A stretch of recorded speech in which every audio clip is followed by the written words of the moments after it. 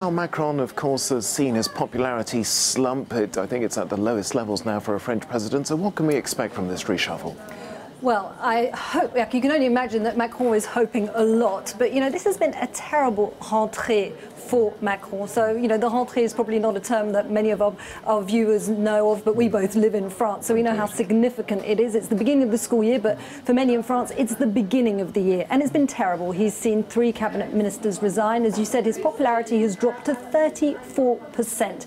So he's being forced into this cabinet reshuffle where we don't really know the workings of it. It's all been kept rather secret, but we're expecting him to try and show that he's breathing new life into his government. The Prime Minister, Edouard Philippe, has been with Macron for about an hour and a half, so no doubt they've been discussing the composition of that government. And as you mentioned, it comes after the resignation, very significantly, of the Interior Minister, Gérard Collomb, who is a very close aide and supporter of Emmanuel Macron. And back in September, Gérard Collomb delivered a really big blow to Emmanuel Macron. And he said of him about the president's drop in popularity, he said, in Greek, there's a word called hubris, the curse of the gods, when at one point you become too sure of yourself. And that's a criticism that we've seen, thrown at Macron many times, that he is just too proud and too distant from the French people. Well, keep your friends close and your enemies closer.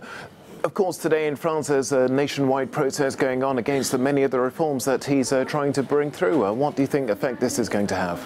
Well, he's obviously going to be watching that. This is the double whammy for President Macron. So there are about 100 demonstrations we're hearing that have been called right across France. Obviously, more significant demonstrations in the big cities. And they're denouncing the destruction of the social model by Emmanuel Macron. They say he has no visions or values. So we're expecting to see pensioners on the streets. We're also expecting to see workers and students coming out in force. Now, in June, there were massive demonstrations in France. We're not expecting these to be quite as big or to bring France to a standstill, but this is definitely the unions flexing their muscles and telling President Macron to listen.